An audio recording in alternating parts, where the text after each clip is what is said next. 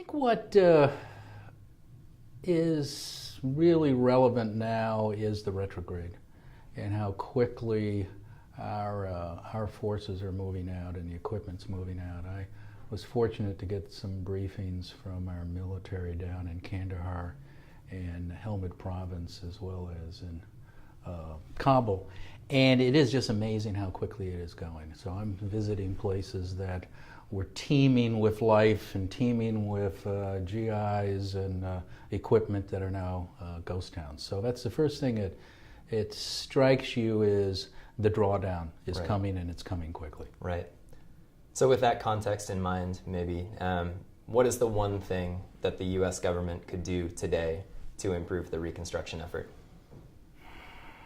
Well, there's so many things to improve the reconstruction effort. Where to start? You know, I think the important thing is keeping in mind that just because there is a drawdown doesn't mean reconstruction is ending. And there is a sense, I know the Afghans are afraid that reconstruction's ending, but you get that sense here in Washington from talking to people. People on the Hill think that it all ends December 2014. Or it ends December 2016, and it really doesn't. And I think if there's one thing we can do better is get the message out to people on the Hill and people in the press and the American people that the reconstruction is going to continue.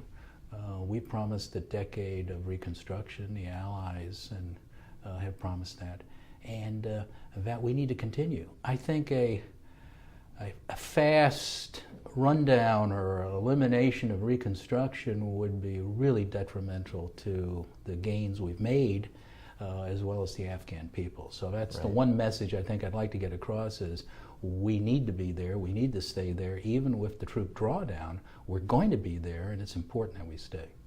Is the problem with awareness in your mind? I mean, the money is there. The money will presumably be spent. Well, you know, I hope the money's there. All indications are it will be. But, you know, my staff has told me we've done a little analysis on reconstruction vis-a-vis other countries where the troop drawdown has occurred. And in a number of countries, it's frightening how quickly the reconstruction ends. And I think in this case, that would be really detrimental to our mission if that happened. So if all of a sudden funding ended in 2017, I think that would be potentially detrimental to reconstruction. Again, I don't do policy. It's up to Congress and the executive branch. In 2017, it'll be the next president.